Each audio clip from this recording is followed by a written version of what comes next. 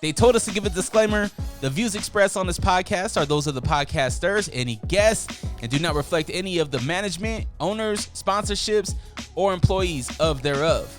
Pretty much, if you're soft, don't listen to this podcast. One thing I pride myself on is just being the same and trying to look out for my folks along the way.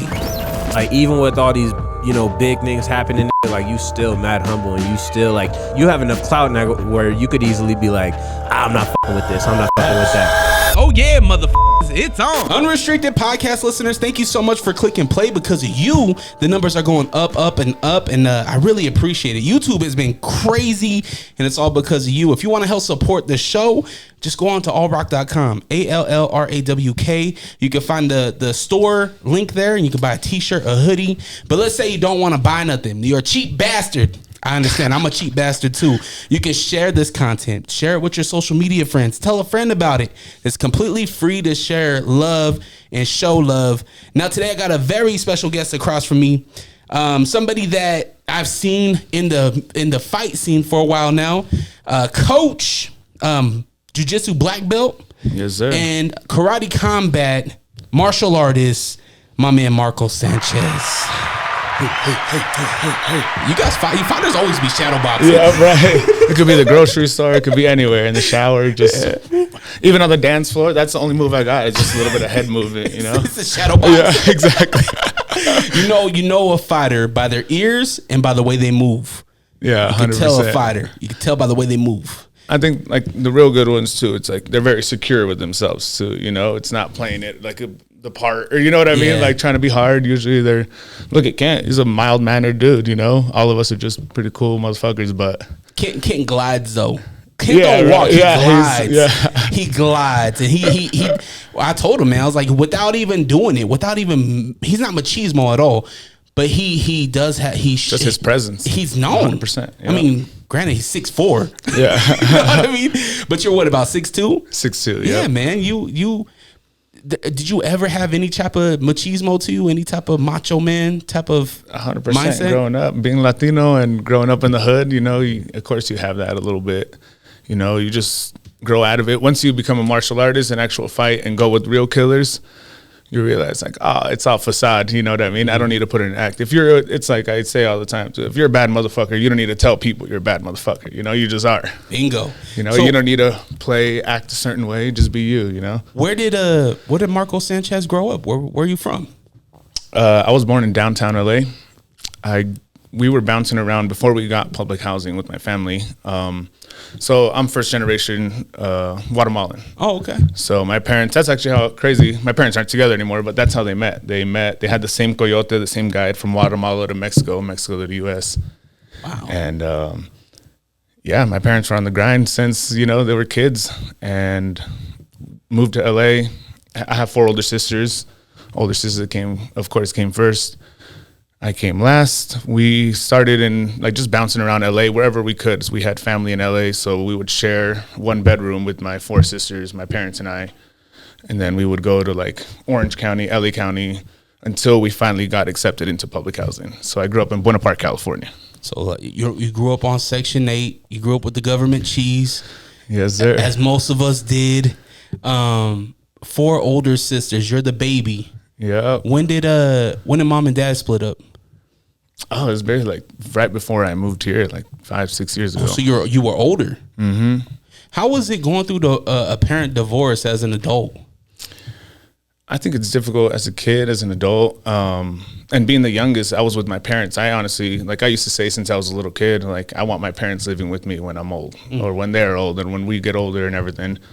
So it hit me pretty hard when they split, because it was still the 3 of us. All my sisters were gone. I was earlier in my 20s, just kicking it with moms and pops, and they split up. So it's part of life, though, Yeah, my mom's Mexican, my dad's black, so I'm Puerto Rican, and they split when I was 5 years old. So it was tough for me being like, well, mom ain't there, when I'm in kindergarten, 1st grade, and I'm making, Mother's Day fucking gifts and shit, but I'm giving it to my dad, not letting people know that I don't have a mom, you know what I mean? So I think about you being the youngest of 4 sisters. Did when your parents not when they split, but well, yeah, when they split, does it change your dynamic as a family? Are you guys close? 100%. It changed for sure. Yeah. Like, just family gatherings aren't happening as often, right? Like everybody's, of course, busy with their own lives. They have their kids and whatnot, but things changed for a bit, and that's why I feel like I needed change at the time too. That's one of the reasons I moved here to Utah. I was dating somebody at the time, and one thing that was lacking at the time was my wrestling. There's a lot of great wrestlers here in Utah. I was like, it's a win-win. I could start over, and it's been amazing ever since, bro. I love Utah. When did you find martial arts? I was 18 years old. I told this story too in another podcast too. One of my homies got in a fight at a house party, and he like choked some dude out in a triangle choke. I had never seen that in person, you know? So he walked home too, didn't kick the dude, didn't keep hitting him, just dipped, you know, like 40 in my hand. Like, damn, homie, what the hell was that, you know? I ran into him at a bus stop like 2 weeks later. I was going through a lot of things in my life, just growing up, you know, just growing up in the hood, just hardships, you know? And he's like, hey, if you really want to learn martial arts and learn how to fight properly, you should hit up this gym in Huntington Beach.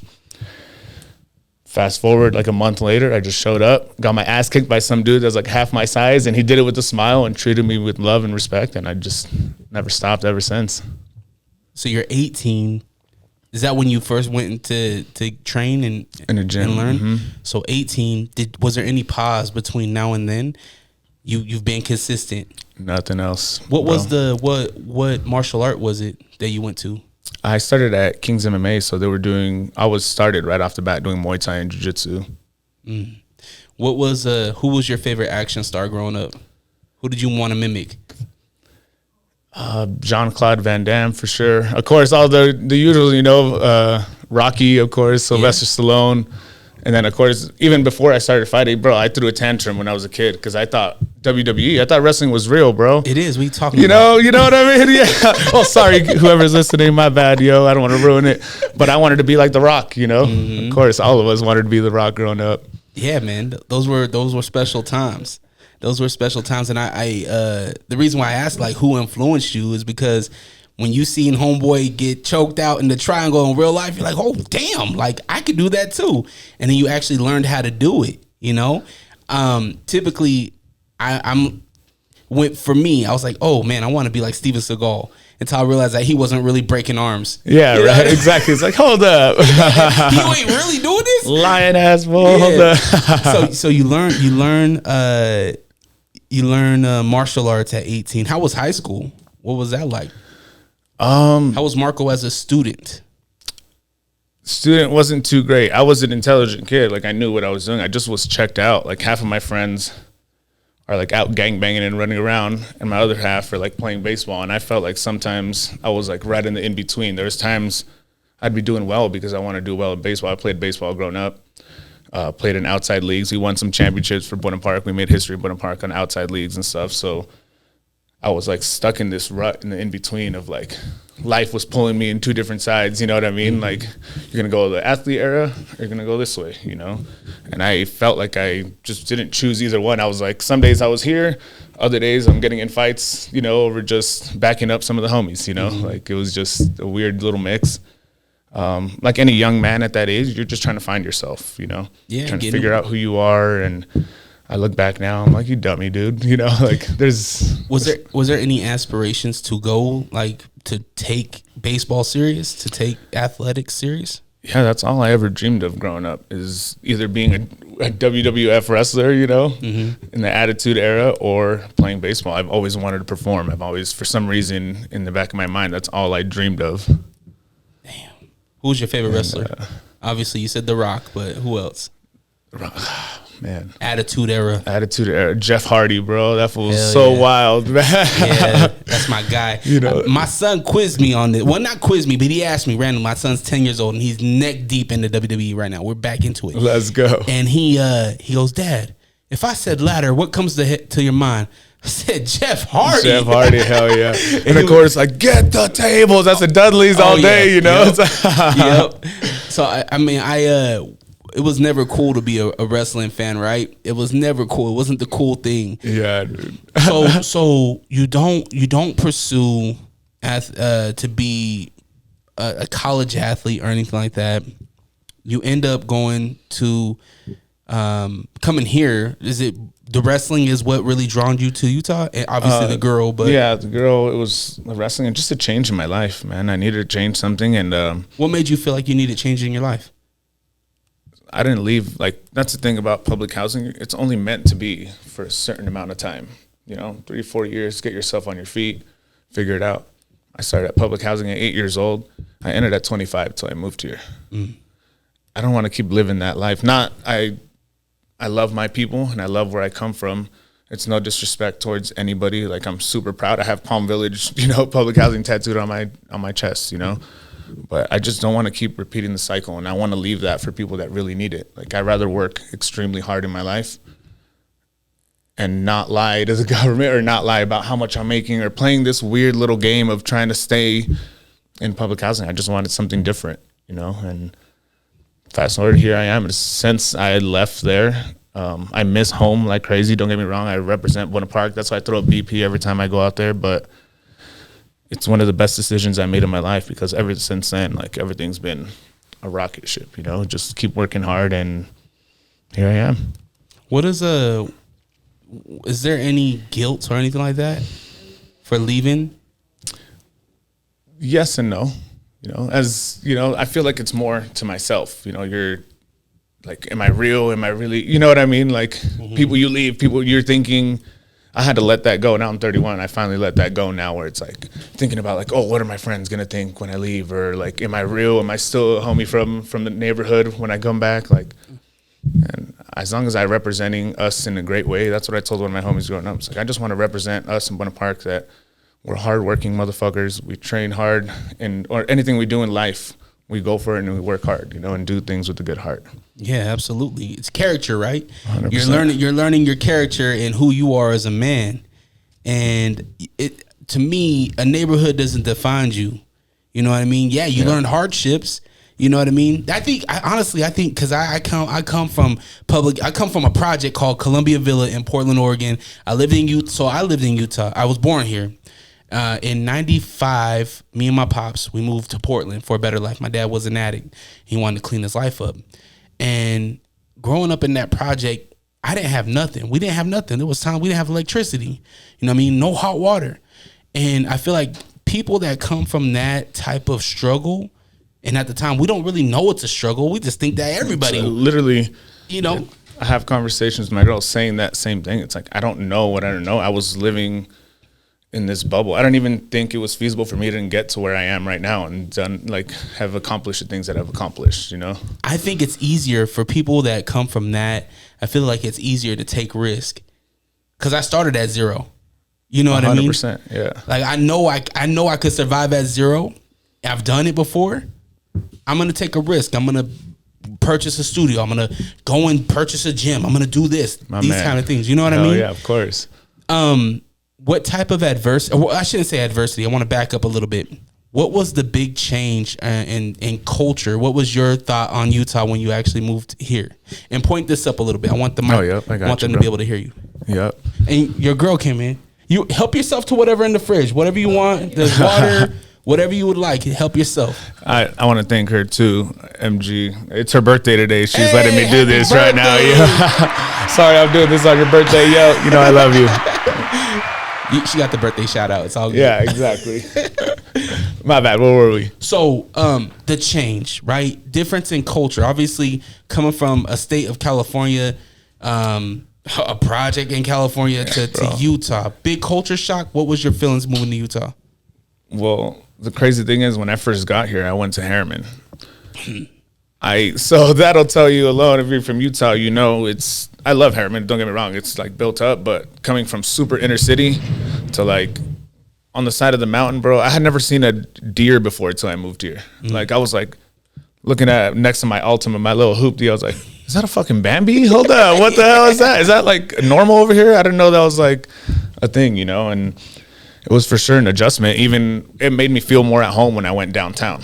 When I went downtown, I was like, oh, all right. There's culture. There's different people. Yeah, there's some homeless people. I'm chilling. All right, I'm back at home. It's just another day, And I did feel a little homesick when I was living. I loved even where I lived when I was in Sandy. But once I moved over to West Valley, I was like, it feels like I'm just back in my neighborhood again. You know, it's nothing wrong with, you know, people come from different places. That's just where I feel at home. So since I live now in West Valley, it's the most incredible thing. I'm a lot less homesick. Let's just put it that way. Yeah. You know? And you've been in Utah 6 years now? Yep, give or take. Yep. You know, so about 6-7 years. When do you find a gym home, or did you ever find one as far as continuing your martial arts? I did when I first got here. I was training at the pit for a little bit. That's why I know like Dominico and all the guys. I was there. I was coaching for a while. Even before I moved to Utah, I was coaching for like, I think 2 or 3 years into training. I was already coaching. I've been doing this like 13 years now. Any specific skill? I was coaching in Muay Thai classes, and I started with a kids program. Actually, it was one of the first things that I did, and I ended up building 3 different kids programs. I was working at like 5 different gyms, you know, just the hustle of the game. And I was blessed enough to coach even then. So when I moved to Utah, as soon as I showed up here, before the pit or anything, it was a UFC gym in Sandy. At the time, it's already gone, but I just showed up. The one by Harmon's? Yep, by that Harmon's, and I just showed up. I just showed him my resume. I used to work at a UFC gym down in Cali too, and so I got the job, met all the guys, and do they still have those? Here we are. I haven't seen a UFC gym in a minute. Bro, not here in Cali. They're almost like a McDonald's, bro. Oh, they're everywhere, and there's some that are even the size of like a Harmon's. Wow, wild, bro. Like, that's intense. How was teaching children? Did you learn patience? Did you have patience?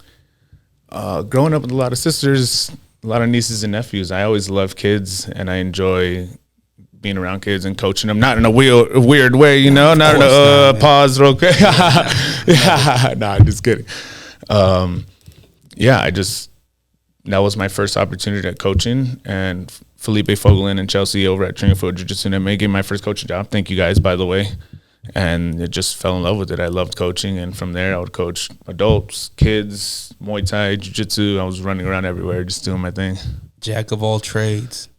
So you how long were you at the pit for? I'm not sure, like 4 years, 3 years, 4 years. I was coaching there a bunch. Mm-hmm. And then what, just outgrew it? No, just sometimes you need to change. A lot of fighters in this game, you not necessarily outgrow anything at all whatsoever. Sometimes you just need a little different look. You need, all right, this gym is doing like a little more striking. All right, I need to go check this out. Like, there's of course, loyalty is a big thing, but you need to venture out. You need to train with other guys, especially here in Utah. Like, before when I first moved here, no disrespect to anybody in particular, but like everybody's like, give me, you're mine. It's like, no, we need to all get together. That's why I've been everybody, we're going to Agima, we're cool with these people. Like, my goal isn't to be the best coach in Utah or the best fighter in Utah. Fuck that. I'm trying to go worldwide, you know, as a coach. And the way we're going to do that is getting together. If our amateurs fight each other, whatever, at the local level, awesome. But once we get to the pros, and notice at Fierce, most of our guys aren't really fighting locals. We're fighting guys from other states. And the way we're going to beat them is by banding together and getting the best training, the best coaching, the best vibes, the best energy. Mm-hmm. And sometimes you just need to make some changes. And now I've been coaching for a while. We have the gym up at Rise Boxing, and we offer from, you should have my girl on here. She has she's from Santa Quinn, and she's fought for Top Rank. She's fought for on DAZN and stuff too. She's one of the best boxers in the world, like 112 pounds. So like, we'll get you on the podcast. If Marco would have told me, I would have had this set up for you as well. Especially being your birthday, I would have brought a cake or something. But that's the beautiful thing is like she knows what it takes to be a high level athlete. I do too. So like we're putting our heads together and really building a big stable of fighters and a stable of just like we all as a community, as a fight community, need to band together and let's get together and let's start dominating.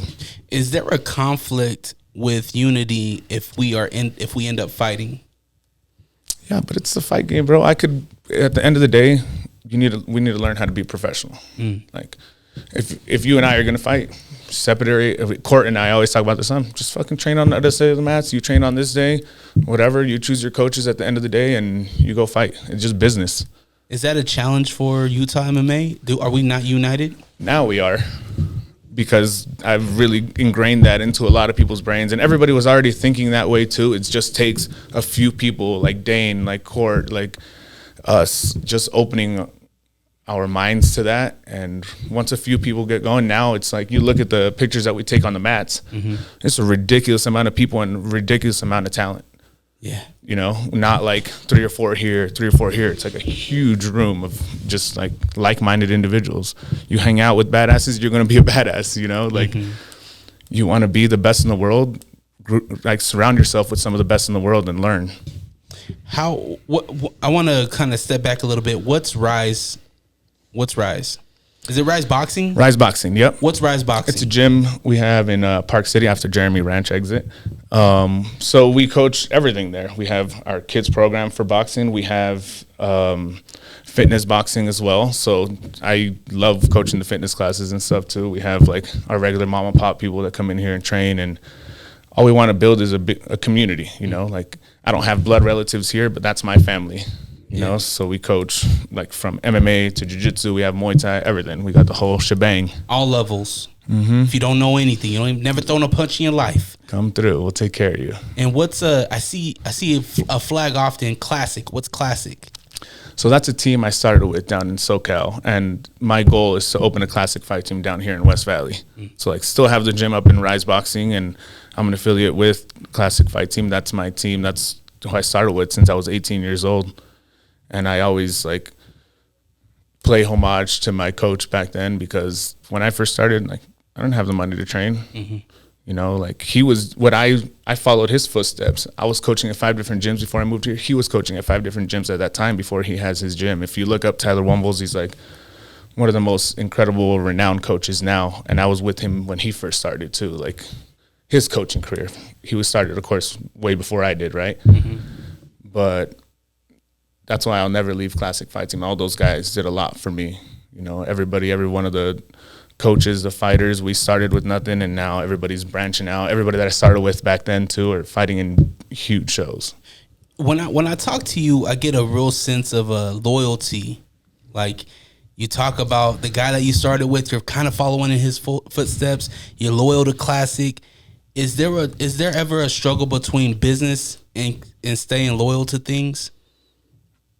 Not at all, because I'm pretty transparent, and one thing you need to have, like not only in business but as friendships, like you need to have difficult conversations sometimes, whether it's business or training or fight life. Like real friends are going to tell you the truth, right? Like, and it's learning how to be open to like constructive criticism on both ends. Have you always been mature like that? Have you always Nah, been bro. Hell no, dude. Hell no. Like of course I've had my ego, and I've bumped heads with people. It's a part of life. Like, but you just need to grow from it. And one thing I've learned, I've had a lot of incredible people around me. Like even my buddy Raymond Daniels told me one time, like just talking about life and friendships and stuff. And he's like, sometimes some relationships aren't meant to last forever, and that's okay. It doesn't mean you don't like somebody or you don't have to have any time. You could still wish them the best in their lives, but they were meant to be in this part of your life for this amount of time, and that's okay. You know, and that's how I feel about relationships. Like I don't ever try to burn bridges or do anything like that. I always treat everything with love and respect, and if you want to take it the hood way, we could take it that way too. It's not, you know what I mean? Like I have that side of me too, where it's like, hey bro, like I get paid to fight. If you really have a problem, show up to the gym. It ain't no thing. Yeah. You know, like how the thought of a fighter, there's a lot of, it's like chess, right? There's certain moves, there's certain things that you train for, but when you get in that cage or that ring or whatever it is, like it's kind of instinct, right? How do you manage all of that, including the mental space to run a business, to be a coach, and all the other things that you have to carry on yourself too? How does Marco Sanchez handle stress? Smoke a little weed, bro, you know, just kick it. That fixes everything, you know what it is. Honestly, it's a day-to-day struggle, straight up, bro. And I just absolutely love what I do. I've been, like, it's something I talk about with MG all the time, too. It's like, choose your hard. Life is hard. Work is hard. No matter what you do in life, it's going to be hard. I might as well do something you love and stick with it, you know. Like, I used to work while I was coaching full-time and everything. I was still working full-time as like doing construction and still trying to fight and do all these things. People look at me now, they're like, hey, you're lucky you just get to do that. Like, homie, I'm still living paycheck to paycheck, and I'm like willing this to happen. You know, same thing like my fight career. I willed this shit into existence. I don't have the fucking prettiest record and the best record, but what I have is fucking work ethic. And you do things, I truly believe this, even after coming off this like hard loss, you know? You do things with a good heart, you work hard, and you trust in God, the good things are going to happen. Are you a man of faith? I am. Is it from the family? Did you find? Yeah, I grew up Christian. And funny thing, my dad was a pastor at a church at one point, so was my mom. I went to church since I was a kid. So all through the week, we're at the hood, and then Friday, Saturday, Sunday, I was in church for hours. With your Doc Martens on. Yeah, they're going. Of course, yeah, exactly. And of course, that dude. That's there's always like we the hoodest of hood. Yeah, you know we got Payless shoes, but once you go to church, for some reason you got Doc Martens cool. on. Yeah, for real. And like Latino church takes forever, bro. Hell yeah, it does. Don't let it be a holiday. And then, bro, and then afterwards there's food after, and then after the food, your mom and your dad want to talk there all the time. So all the kids, we're literally waiting until like 2 a.m. at fucking Norms. Do they have Norms here? No, Denny's or Denny's. All right, like Denny's. You're just sitting there like, bro, are you kidding me? Like, yeah, with the cousins that's not really your cousin. Yeah, exactly. You're like, bro, I want to go home. When are we going home? Yeah, no doubt. So when was your first fight here in Utah? And let me backtrack a little bit more. You started martial arts at 18. When was your first fight? Was it in California or here? California. I had 2, 3, 4. I had like 3 MMA fights in California and 4 Muay Thai, and I competed a bunch in jiu-jitsu. So I started, my first fight was at 6 months in, bro. Wow. I was wild, bro. And it was like a legend of the sport asking me like, hey, you've been coming in. Do you want to fight? It's like 2 weeks before the fight. And I was like, all right, you know, just try not to be a bitch. And I was like, all right, fuck it, I'm down. And funny thing about that fight too, bro, I was fight number 2 on that card. Never even been to a live show before. This is how delusional I am, you know? Like, so this is an audience? Bro, in front of his hometown in Tustin, California. Like, only my sisters and a couple of my brother-in-laws were the ones that were like there for me, you know, and like 2 of my teammates. And I'm in the locker room. We all say a prayer for the dude, you know, blue corner, red corner, whatever. We're all chilling. I'm still kind of wide-eyed, but I'm like, man, I'm go fuck. I'm down, you know? This dude goes out, fight number 1, and we're like, oh, you got it, bro. Good job. Blue corner. You got it. Woo. Not even like 5-10 minutes later, hey, fight's over. You need to go. Like, we're going to stage you. And I was like, what do you mean? Like, he just walked out. And he's like, yeah, he just got knocked out. You're about to go. And then we're like, oh, shit. He's like, when the music goes on, go ahead and walk. And they're fucking pulling him out on a stretcher, bro. And I'm like, oh, man. Well, I remember thinking to myself even then, it's like, there's no going back now. My family's here. I'm not going to not show up. But it worked out. 1 second round TKO in my first fight. And here we are now, bro. Was it MMA? Uh-huh. Hey, man. Wow. You went through all of that, right? That could be me on the stretcher. Like, Hell anything yeah. can go wrong. I could break a bone, whatever. It's your first fight. First time ever at a live event. I'd never even been to a boxing event or anything like that live. That's nuts. I'm thinking like the anxiety, you were just down. I was literally just having this conversation with Zach Partridge. And it was because I asked him about Abby and Mafaleo, right? Because Kent and him were supposed to fight. Yeah. And Abby got sick. And I guess they worked on it all the way up into the last minute. And he could have went and told the doctor, get doctor's release, but I guess he didn't go that route, and he ended up getting a fine and everything for them, suspended and everything. And I think about your situation, you could have done the same, like, oh, back out, but no, you went through with it. Anxiety, everything that comes with it, and you went with it. You got to challenge yourself, man. That's life. You got to challenge yourself. Same thing, even with this fight that just happened right now. Bro, I took it on 10 days notice. It's the biggest opportunity of my life. I just helped Kent get ready. Chris, Taylor, my girl's about to get ready for her fight. Like, these guys are killing it. You just watch what Taylor did, and Chris and Kent. Yeah, he had a tough fight right now, but he just showed that he can compete with some of the best in the world, you know, even off of a loss. And anyway, the point is, I'm saying, you just got to risk it for the biscuit, bro. Like, this is a hurt business, and when you have these opportunities, you got to jump on it, you know. There's a lot of people that don't know the fight. I hate to say fight game, but this sport, right? There's ups and downs. There's comebacks. There's trials and tribulations. It's life. 100%. We're looking at life in a 3-minute round, a 5-minute round. You know what I mean? It's more than just two guys doing this sport. Some people look at it as brutality. Some people look at it as they're punching each other in the face. They're trying to kill each other. And in some sense it is, but 100%, yeah. But at the same time, there's art to this thing.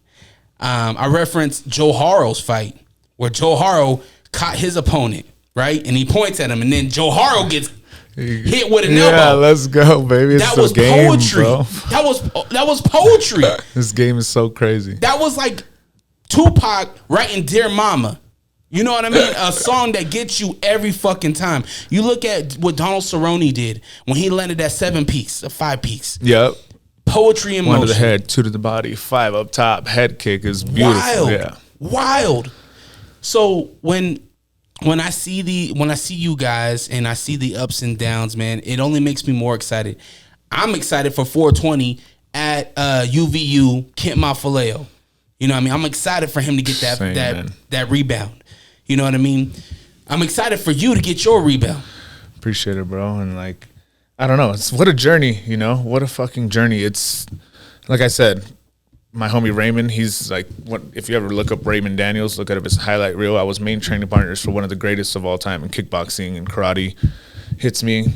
He used to fly me out even when I was here in Utah when I moved here for every one of his like championship fights. He'd fly me out, hey, I need you, you know, as a training partner. So I've been surrounded by some of the greats. So now, even through losses, that's why I know I can get through anything. I'm like, nah, I'm there, you know. Even with this fight, no excuses. I try to show up, you know, like 10-day notice, 11-day notice, flying back and forth to Denver just so I can expedite my like passport. I didn't have my passport. So I'm like, all right, I'm gonna do everything I can to make it happen. I'm running around. Let's backtrack just a little bit. The fight that you're referencing is your latest fight with Karate Combat. Yes, sir. Which Karate Combat, to my knowledge, is a newer league. Yeah, this one was 44, so I guess somewhat still new, but amongst like the hardcore like fans and MMA and everything, it's like Fight Club, bro. It's like the biggest thing right now, you know. But now they had a new president come in and really revamp everybody and really build big on Instagram. So now it's like just taking off like crazy. So when do you get this call? Because the last fight I remember was you fought for Fierce and you got the W. When do you find out about Karate Combat? So when I found out that it was a possibility, it was in January when Chris and Taylor were supposed to fight. I was supposed to fight. They had it, like, just put it this way, bro. The one in January, it was like, I think it was like at Rick Ross's mansion or something. Like in his backyard, bro. Like what the hell in Florida? Yeah, that's nuts. So it's like dope. It's a wild show and I love the concept. So that's when I first like had an idea of like, hey, they might be looking at me. I might have to fight to earn a contract or something. Didn't work out. Fast forward to this fight, and I found out like in 10 days notice, 10, 11 days. And then I was like, you get an email, somebody call you, you got an agent? my homie Raymond. Okay. My homie Raymond's like, hey, bro, like, are you ready? Like, think it might be happening right now. And then, excuse me, I was like, you know me, bro. I don't leave the gym. And he's like, cool, because I already said yes anyway. So I already know you. So like, I'm just letting you know, like, this might be the date, and let's try to see what we can make happen, you know. And they signed me for a 4-fight deal. They believed in me. They still believe in me now, even after this loss. Like, I was winning the entire fight. You know, I was dominating. I was doing my thing. Sometimes in this game, it's crazy. You just get caught, you know. I want to talk about the fight, but I want to talk about the process of getting to the fight. Yeah. So I find out, boom. I tell my girl, I'm like, yo, this could be, I just got signed for 4 fights. It could be a huge opportunity if this happens in Mexico. At this point, I don't have my passport. So, like, I don't know if it's going to happen or not. Then I try to train 1 or 2 days. Then I find out, like, I made an appointment here at the post office to try to get my passport. And they're like, dude, you're not going to get that in time. Like, you got to figure it out. Find somewhere you can go where they could expedite it in a day or two. And I was like, oh, shit, all right, what do? I was kind of getting discouraged, you know, like, fuck, man, like, biggest opportunity, what am I going to do? I got to figure this out. And I was like, oh, one of my buddies, Andrew Mickelson, he's like, hey, bro, like, I heard, like, one of my buddies got it expedited, like, in Denver within, like, a day or two. same day, boom. Talked to my girl, talked to a few people. All right, cool. Set up my flight, set up the appointment out in Denver, got everything I needed together, show up in Denver. I finally get the approval of getting my passport. I have my return flight, and the return flight's like, oh, sorry, like, you have to wait here in Denver. We're not going to guarantee you're going to be able to get it in the mail in like 1 or 2 days. So I had to change my flight, stayed in Denver longer, stayed at her sister's house for the night, came back the next day, got a few training sessions, got like 2 training sessions more. And then I was on a flight to Mexico City. From Denver? Fight week. No, from coming back, but it was only like a few days. I didn't really have, I had maybe trained like 3 or 4 days for this fight, realistically. Yeah. And I don't know, where after a whirlwind, boom, I'm in Mexico City doing interviews. Boss Rutan is interviewing me. You know, it's just like a whirlwind. Are you traveling alone? Anybody? Because there's no cornerman in the karate combat, right? Mm-hmm. Yeah. So I had a corner. Dane Aritzalba from Agima, he showed up on Wednesday. My girl was already in Mexico at the time, so she just flew out, and she was there on Monday. So fight week, I had a couple people with me. Are you staying in a hotel? They have room and board for you guys? Oh, yeah. It's a pretty good organization. They just put it this way, like Alex Pereira and like Charles Oliveira at the event watching me fight. Wow. So like this is a well-oiled machine. Everything, expenses paid for, you, a coach, everything throughout the week. It's an amazing promotion. They took care of all of us. It was pretty incredible. The aesthetic looked amazing. It was very blood sportish, if you will.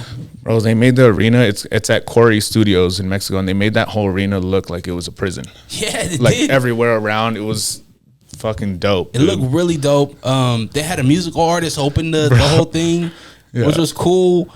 The fights before you was cool. Like everything was so dope. And for me, your time was like at the time where I like pick up my kids from daycare, from my dad and everything like that. So I'm like on my phone, allegedly driving. I be watching, right? I'm watching your fight. Go. So what's the anticipation as far as like weight? Are you doing? Are you still cutting weight? Do you have to cut weight? Yeah, I still got to cut weight. I like give or take from where I started, like 8-9 pounds within that week.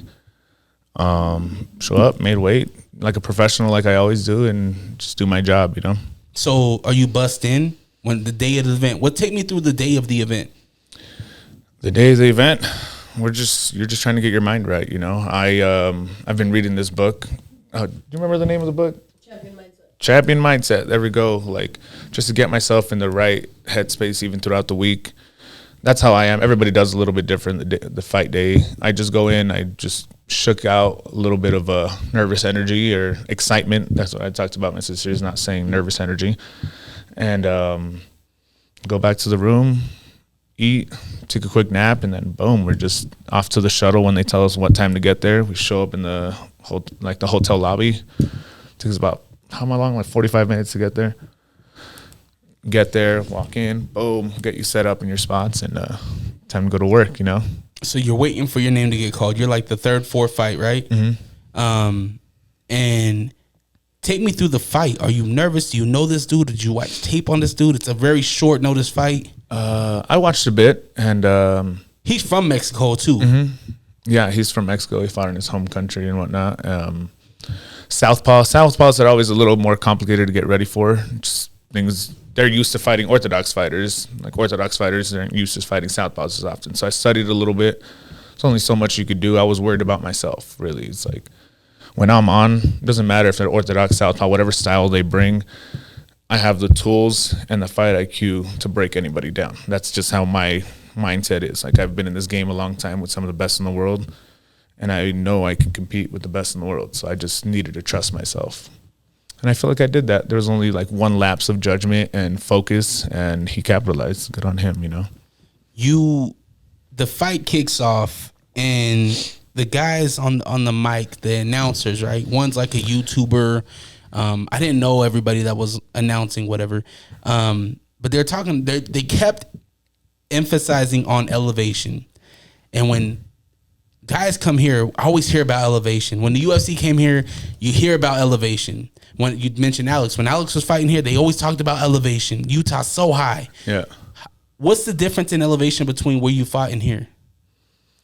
Did you feel a difference? Couple hundred feet. So you didn't feel a difference. No. And it showed. because I told Kent this. I was like, the other dude looked gassed. Yeah. Marco looks good. It was a combination of both. I feel like it was the elevation for him, but it was also the pressure I was pushing the whole time. I was in his face most of the time. I was pushing the pace. I was teeping him to the body. Those don't seem like a lot, but I was just pushing the button. Mm-hmm.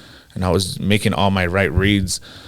I feel like the only main thing that I really like mess up on is I didn't trust myself to just let my hands fly a little more and put a little more pressure on. Like, usually if people watch me, or like, I throw longer combinations and do my thing, but a small little part of me, I'm not making an excuse. Like, let's just put it this way. The reason I keep saying this, I'm not making an excuse, is like, if I fight you out in the hallway or if I see you on the street, I can be like, oh, he stomped me out. But if I was prepared for him, I would have been fine. It's like, when you're in there, I can't treat it every single time like, all right, I got to score my points, do my thing. I don't know if I should let it go or not. It's like, I should have just trusted myself of all the years that I've been training, that no matter what, I'm not going to get tired. I'm just going to go out there and do my thing. So you're calculating a lot of things. Was that something that was on your mind? Like, I don't want to gas out. It crossed my mind for everything happened so fast, and it crossed my mind for a split second, and I just let it leave my mind after during the first round, and I did my thing the second round, and my lapse in judgment is what got me caught. At that level, you can't do that. I can't be thinking like, shit, she said 30 seconds. I was like, I got this round, I just destroyed his leg. Like, his leg is jacked up. He could barely walk. I could feel his energy. Like, I was doing my thing. And while I'm thinking like, all right, cool, let me just get out of this round, make sure I have enough for the third and possibly a fourth. There's a sudden victory round too if it's a draw after 3. Oh, shit. So this thing crossed, and it's literally seconds that this happens, right? I'm processing this quick. And while I'm processing that, when I relax my mind, I relax my body, and he blitzed it at that very moment. That's why I was out of position and I was leaning back. I avoided the first 2. And I remember seeing his arm. I didn't see his fist, but I knew. I was like, talking to myself, like, you fucking idiot. Checkmate. Bang. And that's all she wrote. But it's a great learning experience, bro. Like, I wouldn't change a thing. Even if I knew the outcome, I'm extremely grateful and proud of myself that even before that happened. That's why I posted that highlights of the fight for me, you know what I mean? Because, like, I did some incredible things, bro. Like, I performed under the lights. I showed that I belong with some of the best in the world, And now, even with Kent's last fight, like, he showed glimpses of greatness in there. And this other dude just had experience and, like, just mental focus for both of us. And for her, too, we always talk about, like, we just need to be mentally focused from minute 1 to the last fucking minute of every single round. Because anything can happen in this sport, bro. The sport is insane. You can't have a lapse in judgment. I can't be in my feelings about what you know what I mean? I can't be like, should I, man, this isn't going my way. Fuck, you don't have time for that, And I learned that with this fight, and it's a beautiful story for him. He fought in front of his home country. He's been out for a while. Like, good on him. This is just part of my journey. This is a small little speed bump. Like, God gave me what I wanted, and it was my dream to fight on a big stage. I got 3 more fights to go, but I think this is another way of God just testing me. Like, I gave it to you. I didn't give it to you exactly how you want it, but what are you going to do from now? Yeah. What are you going to do with it? Was there any confusion? Not confusion. The rules are different with karate combat. Did you have to become familiar with those type of rules and the way things go? And how much training did you get inside the actual arena? Because it's a lot different. You can't go against a cage. You know what I mean? The cage is your feet, really. It's different, bro. You want to know when I felt it? The day of the weigh-ins. That's the only time we were able to go in there, and then they explained the rules there, and then had one more rules meeting on the day of the fight, and then showed up to fight. So everything is just so crazy, bro. Like, think about everything on my lead up just to get there. It's like new rule set, different country. You're here now. Boom. Figure it out. Because there was a moment where your back actually hit the I don't know what the flange. Yeah, like the platform, the wall, and then the ref kind of broke it up. But I was like, why don't they let that go? Because they don't want it to be exactly like MMA. It's a striking sport. Yeah. So you could do throws, you could do other things. I just can't hold. But that's why, like, you have to strike. Even on the walls, you could still strike as long as there's action. That's why as soon as I got on the wall, boom, I understood. Like, I've competed in Muay Thai, MMA. I train with a lot of boxers in Cali, train with some boxers here. I competed in jiu-jitsu a bunch. Like, I'm used to competing. I'm used to going under different rule sets and formats, so my brain can adjust pretty fast. Like, that didn't feel like that really played a big part. Knowing that you got 3 more fights left on this deal, you're able to prepare for the second fight, right? A little bit better, right? Big time. Do we know who we're fighting? Not yet. Do we have a date? The plan is to try to do August. That's what I was talking to the promotion about. Planning to maybe do August and then maybe Abu Dhabi in October. Okay. That would be October 18th would be that one, but the other one would be August. I don't think they have a specific date or venue secured yet. There's obviously there's a lot of lessons that you learn, but I think there's a lot of lessons that we can learn as well. I'm not a fighter, but I am a DJ. I should have my passport just in case I get the call to bounce. She's been telling me that, bro. You don't listen. For years, bro. Yeah. Go to the post office. For years, yo. She's been telling me for years, but it worked out. Everything worked out the way it's supposed to, man. I'm a big believer in that, and I'm proud of myself for even jumping on this kind of opportunity. Like, you gotta chase your dreams, man. That's one thing I told my sisters even before this fight. I was like, no matter what happens, I believe in myself. I truly believe in my heart and my soul I'm gonna win. And I was doing extremely well in this fight, and I'm super proud of myself the way I showed up. But like, you gotta risk it for the biscuit, bro. Like, I wasn't silver spoon fed. I didn't have people, even when I first started, people weren't lining up to fucking hold pads for me. Nobody was like, oh my God, I wasn't the guy, I was that motherfucker on the side of the room while everybody else is getting attention. I'm just watching any little technique I see, boom, I'm just outworking everybody. As a coach and as a fighter, that's what I pride myself the most in, is just my work ethic. And it's possible, bro, for anybody. It doesn't matter if you start with a losing record, winning record, amateur, pro, wherever the fuck you come from. If you work hard and you surround yourself with good people, it's going to happen. Like, it's inevitable. You really think about where we come from. The little kid in me is still like, fucking Boss Rutan is calling my fight. I didn't let the moment get to me. I was in an amazing place, but now looking back, and I'm like, I fucking did it. You know what I mean? Like, I fucking knew it, and in my head, I'm like, I knew it. Now it's making the adjustments to make me a household name to stay there.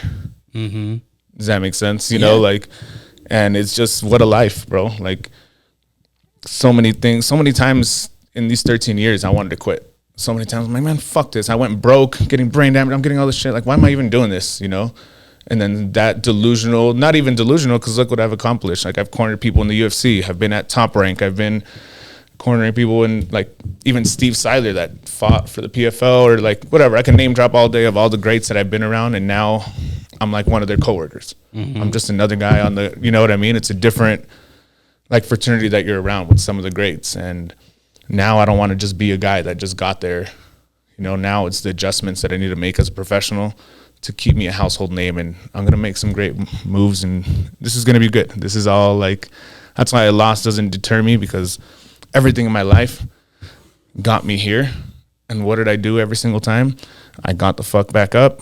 I pulled myself together, pushed back the tears, and I worked even harder. Mm-hmm. And it's been an incredible journey, bro, and I'm excited what comes next. What does Marco want with this career?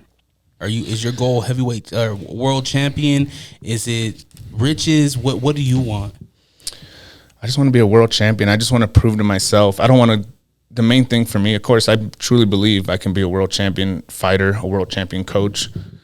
The main thing I want to leave when it's all said and done is that I just want to represent possibility, like that.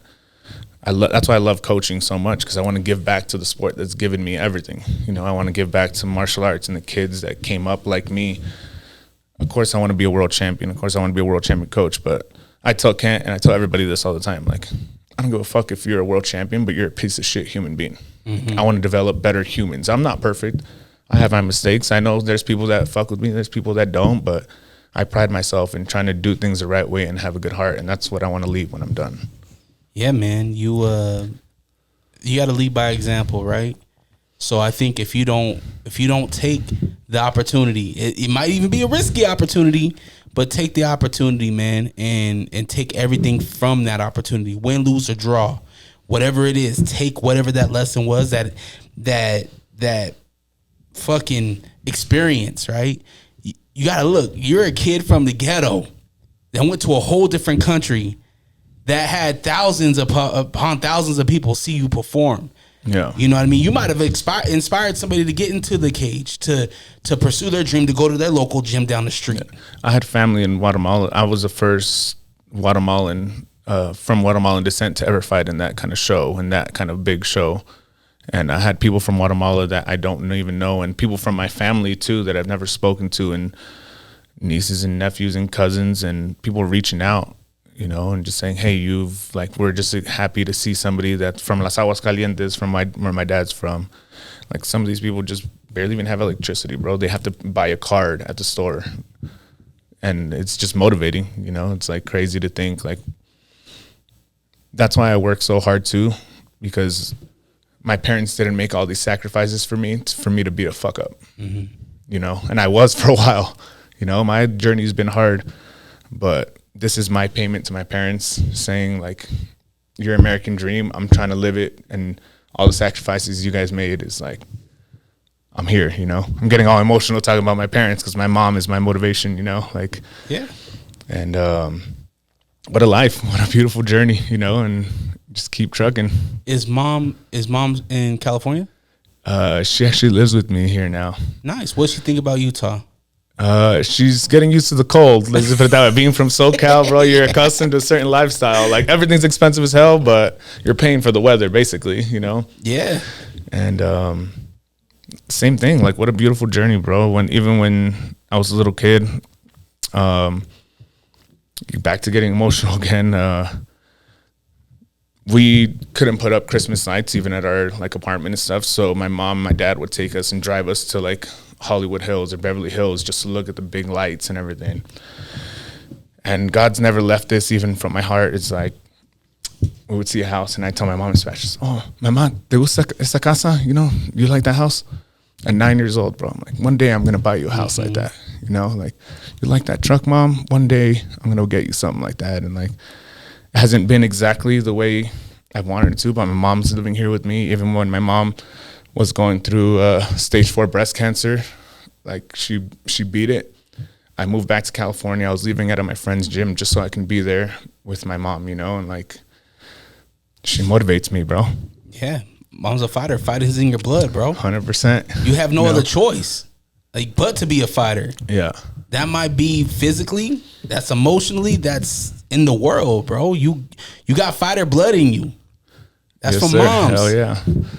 100%. And like I said, what a beautiful journey, man. Like, life's so crazy, and where we're at now, it's just the beginning. You know, words are powerful. That's one thing, everybody out there, like, words are powerful. Even when I first started training, I would take the bus all over LA County, Orange County to train. And I would be like, you see that most, I don't know how I'm fucking going to do it, but I'm going to fight one day. Oh, see that dude right there? Oh, yeah. He's fighting Muay Thai. I'm going to go do Muay Thai. And I'd fight Muay Thai. Win, lose, or draw, I'd fucking do my thing. Jiu-jitsu, everything that I said to this day that I was going to do, I was saying back then. You could ask. That's why even before this fight, like, even after this fight, I was just talking to one of my sisters earlier. She's like, she didn't say the bad word, but she's like, you fucking did it, bro. Like, that's fucking wild. Like, I remember, like, they used to have to let me borrow money just so I could even take the bus to go to training. You know, like, it's a wild sport, wild game, but words are powerful, dude. I said I was going to be a coach. One day, I don't know how I'm going to do it, but I'm going to coach. One day, I don't know how I'm going to do it. I'm going to fight on a big stage one day. And God may not always give it to you exactly how you want, but words are powerful. You just keep working hard and it's going to happen. You know, it's going to happen the way God has it for you, not the way anybody else has it for you, how you see it for yourself, you know, and just, I don't know, whatever you believe in, God, the universe, whatever, just have faith in whatever you do. And some people may think you're delusional, but you just got to stick with it. It don't matter. You know, as long as you believe it, that's all that matters. It's always crazy until it happens, right? 100%. It's always crazy until you prove them wrong. Not even prove them wrong, prove yourself right. Yes, sir. You know what I mean? With the help, like you said, man, you're a man of God. You're a faithful man. You're a disciple in what you're doing. You're a teacher, right? Yeah, 100%. And I've just recently have come back to God. I'm not going to sit here and lie to you and be like, I've had plenty of arguments. I'm not here to be like, I like to party, bro. I like to go out and do my thing. I'm not going to lie. I'm not going to be here and say like I'm some kind of preacher or anything, you know. But the older you get, the more you go back to your faith because life has taught you to fuck around, you know. Fucking around, life has fucked you up. And that's just me, you know. And now I'm learning how to just mature and just understand life and how to cope with life. With before, when I was younger, I'd have problems with depression and not understanding my purpose and my, like, what is this life? You know, when I smoke, I always get into like this kind of mindset too. It's like, what is life? You know, like, that's it, bro. What's after? We all have our faith. We all believe in what comes next, you know, but we really don't know. None of us do. Not until it happens. 100%. Yeah. So you follow what makes you happy. You follow the path that is written for you. This path's written for you. It doesn't matter if you go to church every Sunday. It doesn't matter if you know how to recite a verse, you know, in the scripture. What it is, and it might not even be the physical God, whether if you're Christian, Buddhist, whatever it is, it's whatever you feel is right. It's that thing that burns inside of you. You know what I mean? It's unexplainable. Faith is unexplainable. 100%. Religious or not. It's unexplainable. But if you have it, like you said, manifestation. How do you explain manifestation? You know what I mean? It's up to you. 100%. You believe it. As long as you believe it, it's gonna happen.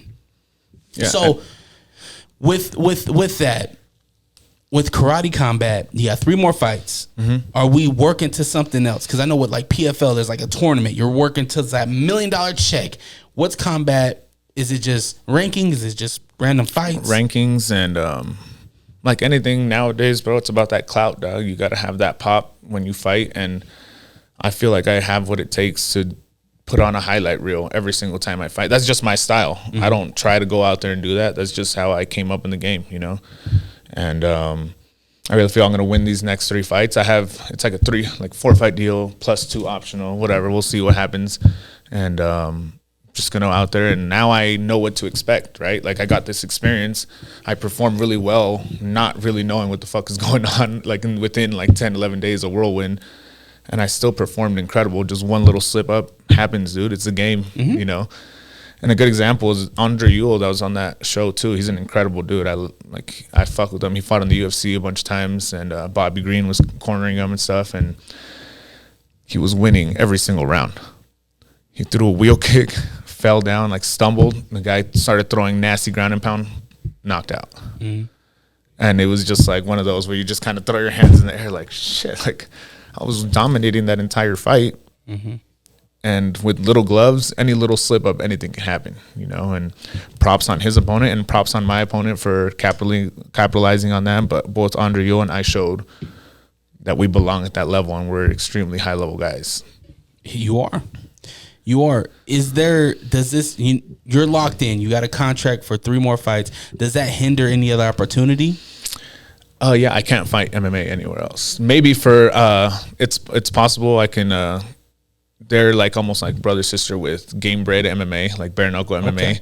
So my crazy ass wants to go over there and do some bare knuckle. You want to do it? Hell yeah, bro. Yeah, I want to do everything I can do while my body can still do it. You know, like I love martial arts. I love fighting. I feel like every time I fight, I learn more about myself as a man. You know, this is a journey for me as a warrior and as a man, and just learn and grow every single time. So I want to. The only one that I won't do until I'm closer to being done is just pure bare knuckle. Like the pure bare knuckle boxing. I thought I wanted to do it, bro. And then they had it here, and I was like, if there's some takedowns, fuck it, I'm down, you know. But like, I'm not the best looking motherfucker, but I'm not ugly either, you know. Yeah. I don't want to damage my little, you know. Yeah. I don't need that scar tissue. I don't need that scar tissue, dog. Trevor and Ben's they're handsome guys. Yeah, for sure. But that's the fact. They didn't get hit. The way Ben fights too, like hit don't get hit, dog. You know. And he's obviously a savage, right? So he knows how to get out of the way. But most of those fights you watch, they're pretty fucking everybody. Even after a win, you're pretty tore up, you know. When I see your, you know, being a black belt in jiu-jitsu, are you gonna take any? Can you take any jiu-jitsu competition? Yeah, so I'm gonna try to get on their. They have like jiu-jitsu tournaments, or not tournaments, like matches on their shows too. So I'm going to try to get in on that and try to do some local tournaments as well. As long as it's not like a sanctioned fight, then it goes through them. Like I have to, even if I'm even thinking about it, I have to go through them, whatever they decide to say yes or no. But as of right now, it's like, nope. Like you're one of us. You're one of our guys. Which is great. I love it, dude. I love karate combat, bro. That was fucking fun. And a lot of people that fight, I don't need to toot my own horn or whatever. I know I'm a good striker. People hold me on the cage. If I were to fight me, I'd want to take me down too. I'd want to just like, you know, try to grind out the fight. So karate combat, I think, is like perfect for my style. As a coach and as somebody that has been in our community for a while now, what do you feel like? Obviously, you talked about Utah being united, but what do you feel like we're doing really well at, and what do we need some help with?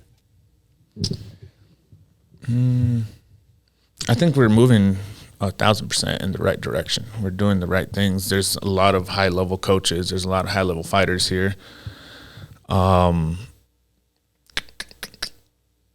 Yeah, I don't know. I really feel we're doing some great things. That's what I told Kent and I told MG, even off of our losses, like, dude, we're moving in the right direction as not only just our team, but other teams are banding together. Other teams are seeing, like how Zach has 801 versus everyone. Like, now it's like, hey, yeah, we're all a community. We're all together.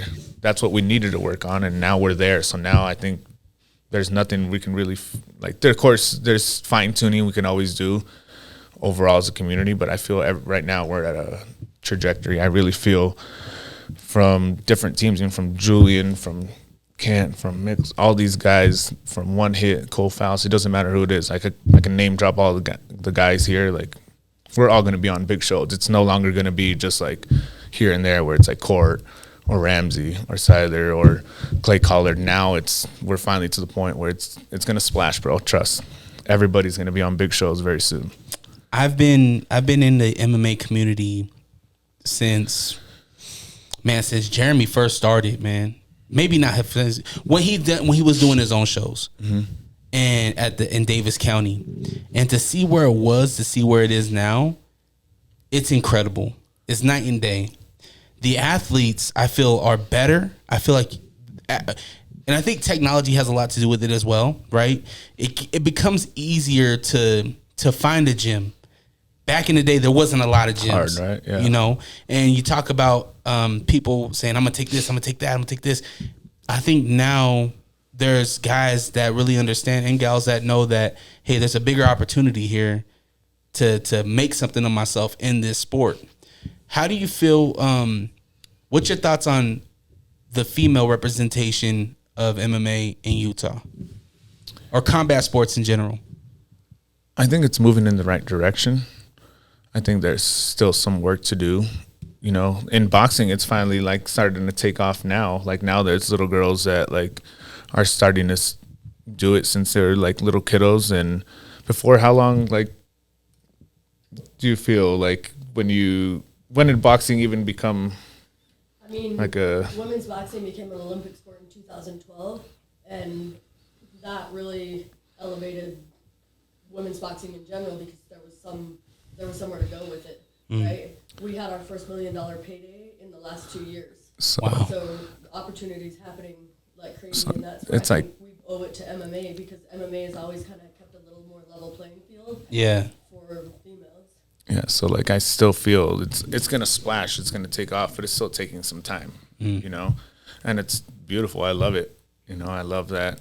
In women's MMA is starting to take off, and for boxing, they're breaking through the barriers now. Now it's not like, oh, there's 1 or 2 girls on the card. Now you'll see like a few girls on the card. Yeah, you know, and it's just a tough sport. It's a male dominated sport. I can understand why sometimes some females it's harder for them to get comfortable. Like, even her sparring with some like 15-year-old kids, and they're good. It's like, hey, you got to reel it back a little bit, you know. In today's day and age, it's not just fighting, right? It's not just fighting for the athlete. Like, in my opinion, you have to have some type of social presence. How do you feel like you do on that? I feel like I do pretty good. Yeah. I feel like I do well at like posting and just showing where we're at as a fight team, as a coach, as a fighter. Like, you have to do it. That's what I told some guys. I was just talking about this a few weeks ago. It's like, oh, I want to get a sponsor, whatever. I was like, what are you going to offer them? I was like, you don't have social media, you don't have anything. Like, yeah, you could put it on their shorts, but they're only going to see that for a short period of time. You need, like you said, you have, at this day and age, you have to have a social presence. You have to be posting. You have to be like shouting out these sponsors, and that's how like they're getting their marketing in too. You know, it's a business.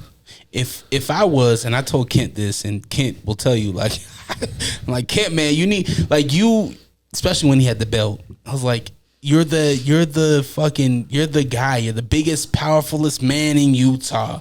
You're the heavyweight champion of Utah. I see these guys that hold, and gals that hold the title. Why aren't they having a tent at some of these events? They might even be fighting on the card, but why not have a booth tent? Yeah, for Sell sure. some merch. You know, tell the people about what you're doing. You know what I mean? Yeah. Like, just build more of a community around you. I think what it is, I can't speak for everybody else, but what it's been for me is like, how did I get here? How did Kent get here? We didn't take any fucking handouts. And for us, we didn't take, like, we did this shit on our own kind of thing, where I feel like sometimes it's hard to ask. Ask you know, what, it's hard though? What to do you go, need help with? like, for somebody to, like, sponsor you, or for somebody to do, you know what I mean? Like, You build it, they will come. 100%. Yeah. You build But it, that's they one will of those, come. you know how it is, like, it's just one of those things that I feel like some fighters, I've been around the fight game a long time. I think sometimes some people just don't want to feel like, I don't know if it's not, everybody's comfortable under their own skin, right? But just having that, because I know that's how it was for me for a little bit, and I finally grew out of that, and just like, Well, how do you get better? unapologetic to myself. How do you get better? You get uncomfortable, right? So for me, I'm gonna use you as an example. If I'm you at your next fight, obviously probably want to be local or whatever. We should have Marco Sanchez merch ready to go. We should have a tent. You have a team of people. I'm sure some of the people that you coach would be more than willing to sit at a booth and sell some merch for you. Hell yeah, 100%. And maybe you're not even fighting. Maybe you show up and introduce yourself to people, right? Yeah, just taking the initiative. We have a Utah community with killers, and I mean that figuratively, right? With guys and gals that are about to go to this next level. I mean, you're on karate combat. That's a huge platform. That should be known. Yes, sir. Even though it was short notice, we should know who you are, where you're fighting, right? There's no reason why we shouldn't be selling out the Maverick Center once a month. 100%, bro. Especially after that last card, too. Incredible. Oof. Incredible. Yeah. But I see fighters, there's a missed opportunity with fighters. There's a missed opportunity. And what it is, in my opinion, is printing up your own T-shirts, shaking hands and kissing babies. Literally just post up. You know, I see it. I see it before Kent even got the belt. I seen it. He would walk around the arena and heads would turn. Who's that big motherfucker?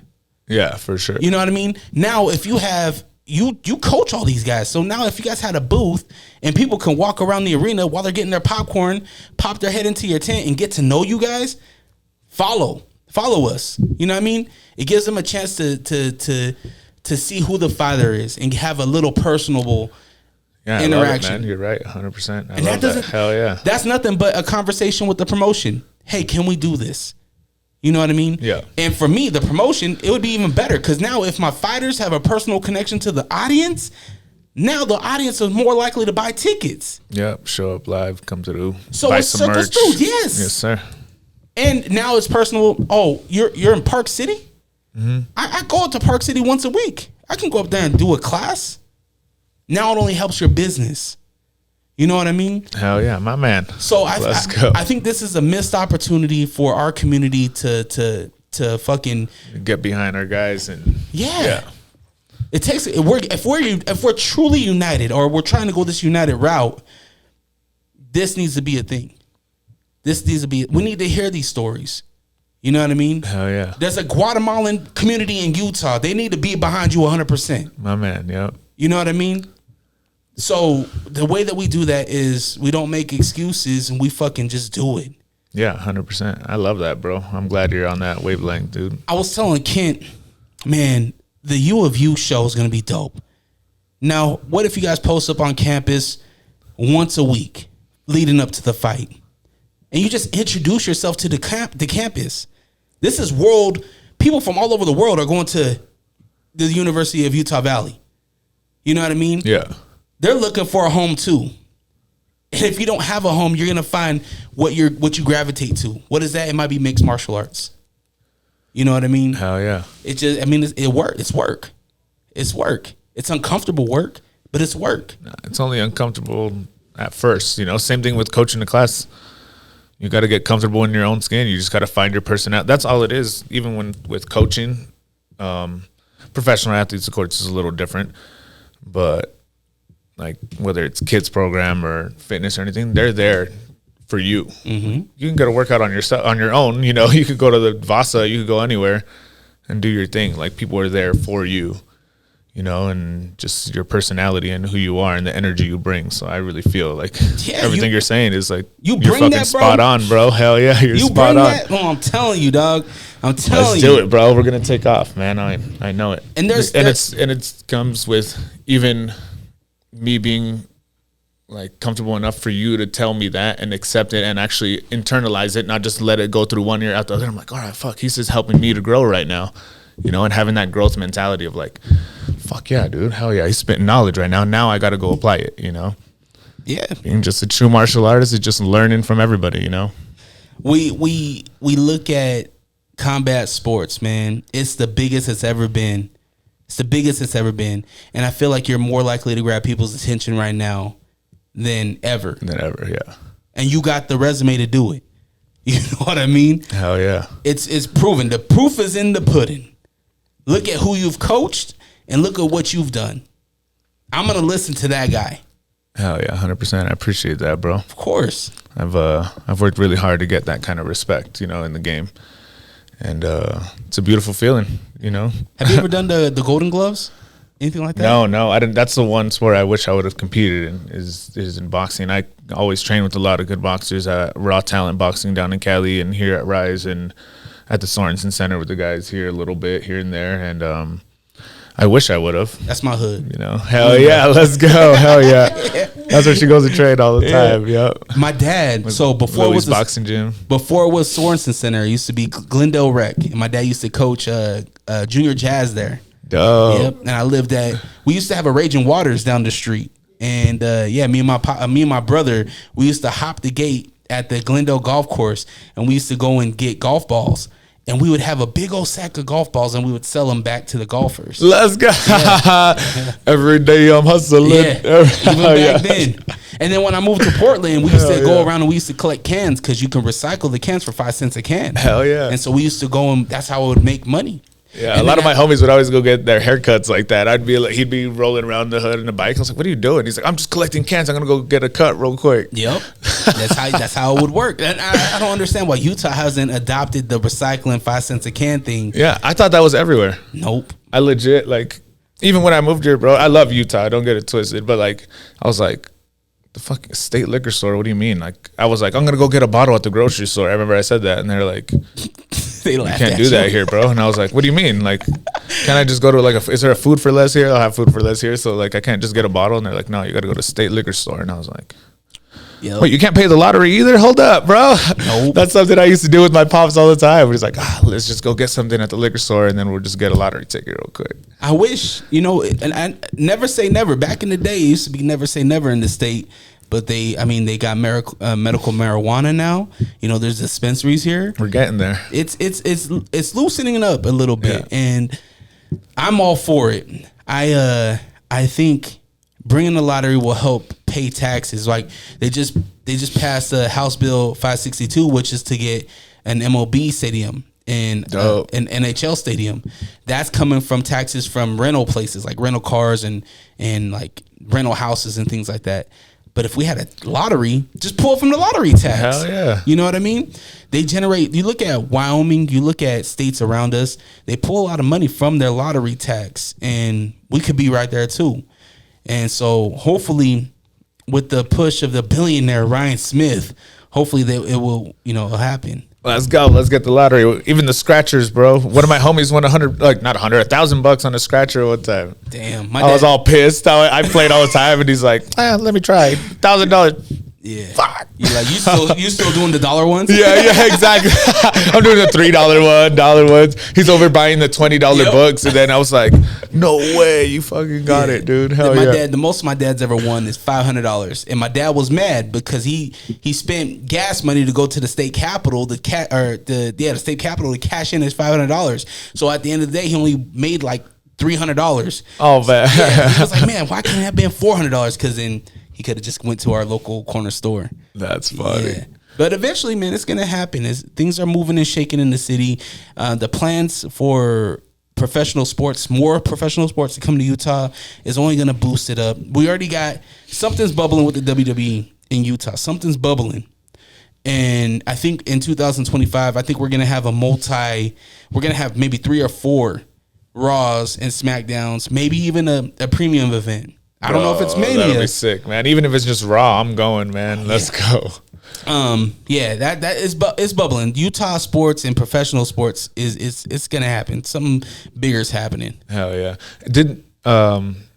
Is SmackDown still a thing? Are they still doing Raw and SmackDown and Yeah, like bro. I don't know if it's changed or not, but that's what I was gonna say. Is like I used to watch SmackDown, bro. I didn't have cable, so I wouldn't be able to watch Raw. I would just watch a recap like on Thursday. So here's the big thing. Raw Coming up, that was funny, bro. Raw is leaving USA after 30 years. No way. They're going to Netflix. They just signed a Netflix deal. Huh. So That's dope, dude. yeah. Hell yeah, I got Netflix. Let's go. Exactly. And SmackDown's free. It's on basic cable. It's on 13. Yeah. So the WWE, I think that, I mean, they have their deal with Peacock too. So there's a lot of things moving with the WWE. If you were a fan of WWE, now's the time to get back in, because it's that attitude era. That's the vibe right now. Part 2 right now. Man, Oh man. the athletes are out of this world now. It's incredible. And Rocky's back. He's back. He's a part of the bloodline, like Roman Reigns. Yeah, I seen. Oh, So man. the funny thing is, I kind of like drifted away from it for a while, and then I got back in when the Shield barely started. Mm-hmm. That shit was pretty dope, dude. I'm not gonna lie. I don't care if I geek out or anything. I'll still whoop on you, motherfuckers. So you can make fun of me all you want. I still get down on anime too, homie. I don't give a fuck. But like, dude, I was stuck on it once they hit like the Shield and stuff with Yep. Roman Reigns and Seth Rollins and all those dudes. I was like, it like pulled me back in, you know. I'm telling you, Seth Rollins is a champion now. So Seth Rollins holds a belt. Roman holds a belt. Roman just beat here girls over here like, God, fuck. She's like, oh, fucking Geek. this version over here, dude. Yeah, I was like, I got 3 kids. So Roman holds the belt, and he just held it. He just beat the record. He's about to reach 2,000 days. He's like 1,600 days holding the championship. And man, it's a really good time to be into it.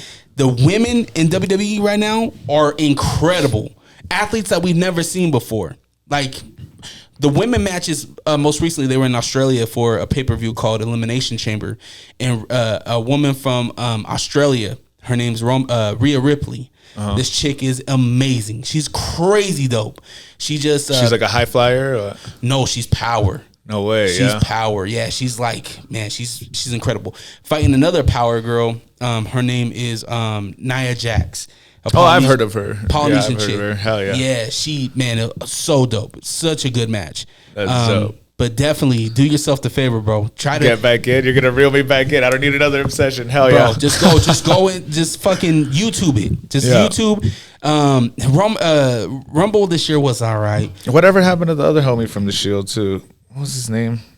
The crazy one. They always had him the loony tech fringe. What's his name? Yeah. Not AJ Styles. I know who you're talking about. You know what I'm talking about? I forget his name. He would always come out like in jeans and stuff too. Yeah, he's not in it right now. The big players right now is Cody Rhodes is back. Oh no, Cody Rhodes is back. He has a been around storyline forever too, huh? Oh yeah, he's the American Nightmare, man. His dad Dusty Rhodes. So there's a lot of things going on between The Rock and the Bloodline and Cody Rhodes, and they're both.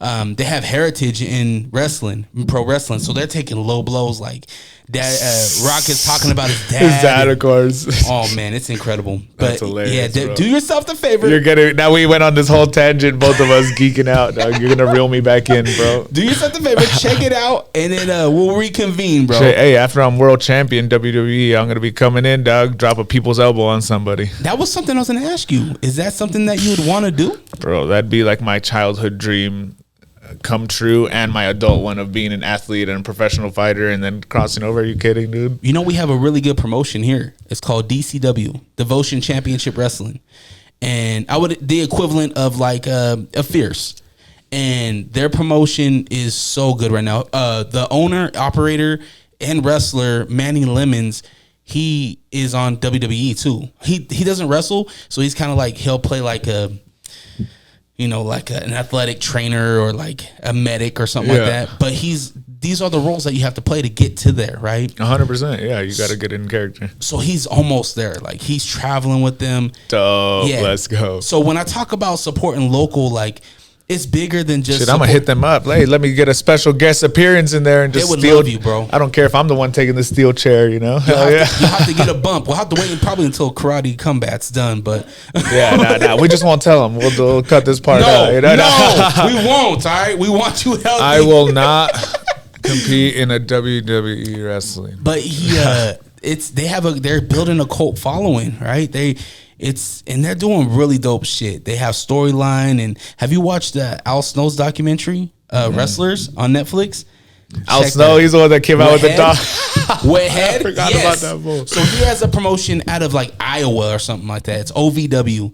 And they really show like the life of a pro wrestler. Like that's a backstory. Exactly. That's sick, bro. And it really makes you think like what these guys go through. And I've said it forever. It costs money, it's effort and time, but I would love to see the lead up of maybe the top 5 fights, like an embedded. Yeah, right? hell yeah. To see the struggles that you guys go through. I want to see the panic of going to Denver, sleeping on sister-in-law's couch just to get a passport for you to make it to Mexico. Yes, sir. You know what I mean? These are things like that we want. 100%. And that, if you get views on that, people are going to watch that. They're going to watch the journey to get you to where you are.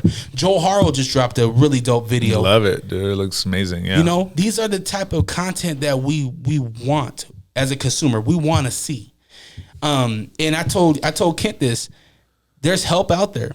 I'm not the best. I'm not fucking Steven Spielberg. But if you have videos from your girl, videos from a coach, videos from somebody, send it to me. I can edit it up and do some cool things for you. You know what I mean? I'm totally down. Appreciate that. We need the content. We need it because that's the only way we're gonna build this thing bigger. You know? Yeah, make a deeper connection with the fighter, and just as a human, you know, you're not just gonna go watch brutality. You're watching somebody's journey through life and their story. Exactly. I love it. You often hear people, musicians. I'll use Post Malone as an example. Before seeing his Joe Rogan interview, I wasn't a Post Malone guy. After hearing his story, after hearing him talk, I like this guy. You know what I mean? Yeah. And it's the same thing with this. You look at you guys, big, tall, scary guys, but then you come on and you talk about your relationship with your mother. I want to see this guy win next. Oh, yeah, he got me. Yeah. I'm watching him. I'm rooting for him. You know what I mean? Yes, sir. So we need that content. I appreciate that. People are here to help. Hell yeah. And I appreciate you a lot, of course, of letting me come on here and tell my story and do my thing. And like you said, just supporting each other. I'd love to go support that wrestling event. Even if I'm not in it, I want to go watch or something, you know, or like support you and what you're doing. Because at the end of the day, like guys like that, all of us, we're all cut from the same cloth. Mm-hmm. We may be doing different things, but we're dreamers. We believe in this vision that nobody else, even I might not even see your vision yet, you know, and you just have it, and not everybody's always going to understand it, but we can connect because we have that same kind of mindset. It's like nobody else can see it, but once you see it, like it's going to be incredible. It's going to be dope. And all of us and dreamers like that, and I don't call it a dream anymore. I'm goal chasing. It's not dream chasing right now. I'm just chasing goals. It's all feasible for all of us, you know. You hit it on the head, bro. It all bleeds into each other. I just, because I'm very tied into the hip hop community here, I just got in their ass. I was like, why haven't none of you motherfuckers reached out to any of these MMA guys to write a dope cup of fight song? Hell yeah, bro. I'd love to walk out with one of them too. That'd be dope, bro. Are you familiar with Coach Kofi Adzitsu at Cache Valley MMA? Mm-hmm. I know of him. We're not like homies and stuff, but he seems like a good dude. Kofi and I went to high school together. And when Kofi first started he was a wrestler, but then he started doing MMA. Another Utah local group called Lost Tribe. It was a Polynesian group. They wrote his theme song, his walkout song. Dope. So he's coming out at UVU actually fighting Josh Berkman to these guys' song, and their songs being played in the stadium. While these guys ain't performing, their songs being played in front of thousands. And that's what I'm trying to get into these guys' head. Even though you're not performing, your song's still being played. You know what I mean? Yeah. You're still being heard. For an athlete that you're hyping up to go to war, that's a big deal. And the artists out there, bro, hit me up. You know, or I'll hit you up. Let's link up somehow. I love that, bro. That'd be so great. You know, Dominico raps. Yeah, of course. Dominico does it all, bro. Like, that dude has so many different talents. He's awesome, man. I love that dude so much. Dominico, I still got your recording. I'm gonna release it on YouTube. Let's go. I'll walk out to your song, Dom. You know what? It better be dope, dog. Oh man, I'm gonna go find you at the skate park, dog. If it's not dope, I'm just kidding. Kick flip your ass. Right? So I do this segment called Questions. I ask the internet for random questions, and we'll answer them. It might pertain specifically to you. It may not. Are you sick of podcasts that just interview people with the same questions and gossiping nonsense? Are you tired of hearing about what's wrong with the world? Can you locate your nearest orphanage? Who cooked the Last Supper? R.I.P. Mr. Potato Head. Seppuku Harakiri. Where is Mavis Beacon? This is Hos. And this is host Beefy. Listen to the Beans and Rice podcast. Exclusively in Braille and all streaming platforms. Patent pending. Hey, yo, you're probably listening to the Unrestricted Podcast with DreRawka. We are? No, they are. Yeah. Oh, right. Oh, wow. And I'm the real Ruby. You can catch me and Fonzie and the Defunct. G Daddy Funk on Lake Talk 801 podcast. Yeah, but I think you have to come in more smoother, more funnier. Like, yeah, they could catch us on the Lake Talk 801 podcast. Yeah, y'all can catch us on Lake Talk 801. Yeah, and it'll be like, and yeah, man, hey, and they could catch people like me, the real Ruby, and people like you, Fonzie, and people like him, G Daddy Funk, Wow, on that's the a Lake lot of Talk people. 801. Who cares? What did he say? Huh? I didn't hear him. I don't know, but Why- this probably should be the ad. Is this... Are these on? Catch a new episode every Monday on all streaming platforms. The Lake Talk 801. Tune in now. Okay, Questions is powered by the good folks over at a bar named Sue. Catch live music, sports events, including UFC pay-per-views at a bar named Sue, 3970 South Highland Drive or 8136 South State Street. I will actually be at the State Street location March 9th. It's a Saturday for UFC 299. Arguably the biggest card of the year. Find out more at abarnamesue.com. Now, first question comes in from Corey in Park City, actually. So maybe you know him. Any big summer plans? Big summer plans. Other than combat, Other karate than combat. That's like my plan. My plan, dude. That's the thing. I would say, well, I always travel down to Cali all the time. So down to see my family. My girl will usually come with me, or Kent will travel around. And everything, like, once I'm done fighting, it won't surround as much around the fight game. But right now, I eat, sleep, breathe, fucking shit fighting. You know, I shit martial arts. And, of course, that's not necessarily a problem. It's like an obsession you need to have sometimes. You know, you got to be that obsessed to get to the high level. But I like to go on hikes. I love chilling with my dog, Nacho. And shout out to my dog. I know you don't understand. We always have conversations where you don't understand, but I love you, bro. How do you know? Yeah, right? You don't know. Yeah, he's always staring at me like, you can give me a treat. What's dog backwards? God, let's go, yeah. All knowing. For me, man, no big summer plans. I want to get out to Portland. I want to show my family where I went to like elementary school and where I had like my first concussion. You know what I mean? Yeah. It's like, see right there, that's when I got my tooth knocked out by Billy in the third grade. Literally did a home invasion, not knowing I was doing a home invasion. That's funny. It's like, I promise, I'm just showing them where I grew up. Yo, I'm not trying to like stake out your house. Exactly. Yeah, I've done that before, even where I grew up. Yo, I did that too. can One I come time, in and like, show 'em my old bedroom? I showed her one time, like, oh look, this is where I grew up. I like went to this room right there, and then I'm just staring. I'm like, I hope they're not looking out the window. Like, what the fuck are they doing out there? Like, creeping on my house. Yeah, Corey, thank you for the question. All right, Herman in Long Beach. 5 humans to have your back in a riot. So 5 humans. The world's going crazy, but you got 5 people Kent with you. is number one without even a question. So I'd say Kent, his brother Taylor, Chris. It has to be people that I know. No, Anybody? he didn't All specify. right. Probably somebody like Boss Rutan, Okay. and I would say like Pereira, dude. Alex Pereira. That would be my 5 off the top of my head, anyway. I love seeing that guy's personality. While he doesn't know English, his he's personality. so pretty funny, though, Oh, he's yeah. so fucking funny without even being like he's just. That's like, why it's funny. Yeah, Yeah. exactly. What about you? 5. I gotta go Blade. Oh, let's go. I didn't even think about action heroes. I gotta go Blade. Bro. I gotta go Tony Jaa. I gotta go. I'll go Undertaker.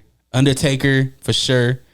The Green Ranger, rest in peace, and Raphael. Oh man, bro, hold up. Let me change mine. Hold on. Hey, that's not the one I'll change. That's for damn sure, bro. Anything happens. If I could choose Kent 5 times, I would choose Kent 5 times. That's my boy, dog. We're both some wild boys. I know we'd knock some heads loose. Straight up. Who do you want to? Who's hitting the bitch? You better not say Taylor. That's my guy. We went to high school together too. Oh, for real? Hell yeah. That's my boy, man. Hell yeah. That's funny. Yeah, you stick with your 5. Yeah, I'll stick with it. It's all good. I don't want anybody to get upset once they get off the list. Yeah. You know? Good question, Herman. I appreciate that. Angel in Kearns. All right, he goes a little deep here. How are you doing? How are you really doing? How am I doing? Honestly, I'm doing great. I'm blessed. I'm blessed in life. I have a beautiful family, great people around me, great people that I coach that trust me and like fuck with me. And overall in life, I'm doing great, you know. But think about everything I just talked about, and this is my opportunity, my moment, and my dream. Mm-hmm. And I fucking shit the bed. Let's just be real, you know. Like, it doesn't matter how well I was fucking doing the whole fight. I still lost. It doesn't matter. You know, I still have a lot of people, and it means a lot, them hitting me up and being like, hey, bro, like, you were winning that fight. You were killing it. You did this. You still dominated. You still showed how great you are and everything. Yeah, but still fucking lost, bro. Like, obviously, it's still I'm in the process situation of it. And I've been here before. I know I'll be fine, you know, but I'm still in the early process of coping with it and moving on, you know. So there's ups and downs with that every single day throughout the day, you know. There's times I'm high. There's times I'm like, why the fuck did I back up? You know what I mean? Yeah. Like, when you're in there, it just happens so fast, you know, so you don't have time to process everything, or everything just happens quick, and I'm just battling my own mind. It's like, why the fuck did I back up that way? Well, I've never done that during sparring. I've never, you know what I mean? Yeah. So overall, everything's great, bro. I'm blessed. And one thing I learned, actually, you brought up Berkman. One of the best advices he's ever given me is, if the worst thing that happens to you in life is you lose a fight, you're doing pretty good. Bingo. And coming from a legend and somebody that's fought in the UFC a bunch and at the highest level, it was like, it hit me hard because I had, at that time too, I had just come off a loss. And he's like, everything you're feeling right now, feel it. Mm-hmm. It's okay to feel it. Feel it right now.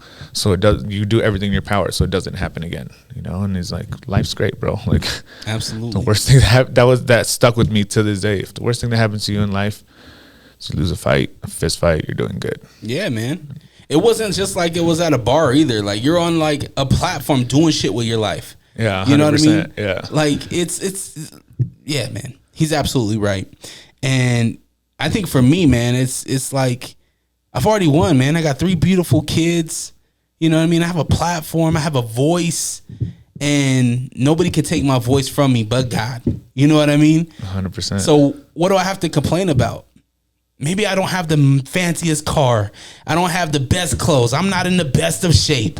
But I have things. We look at, there's always things in people that we want, right?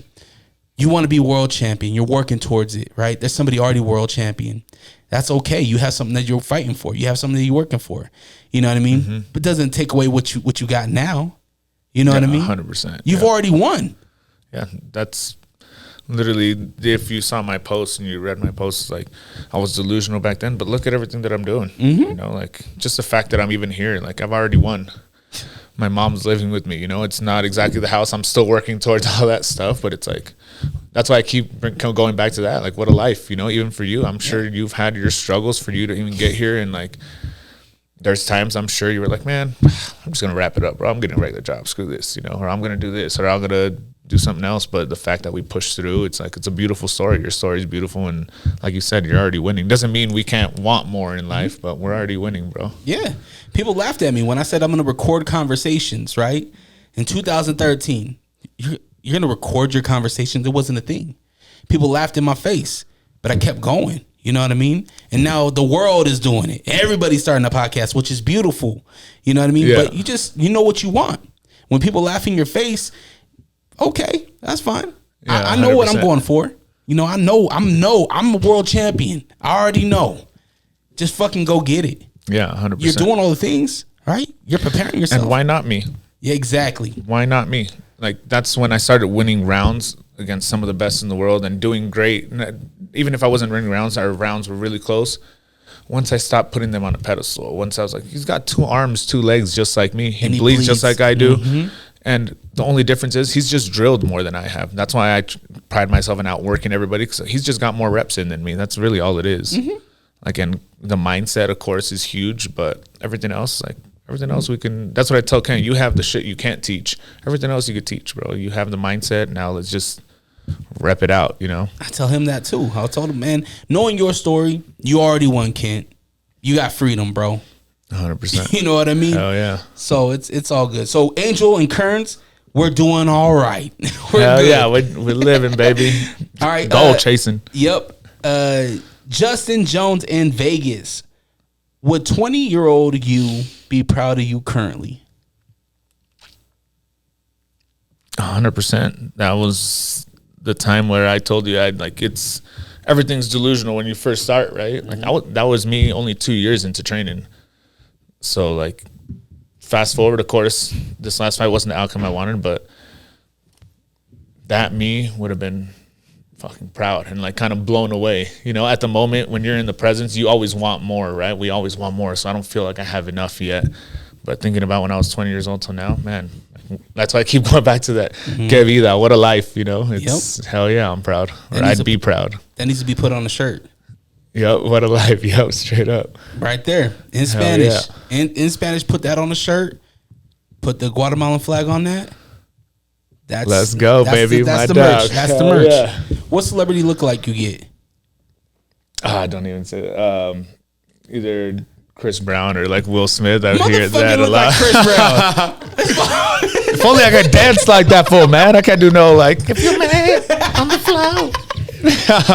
Yo, shit, that's funny as hell. I'm sitting here, man, like, but this motherfucker look like Chris Brown. Chris Breezy.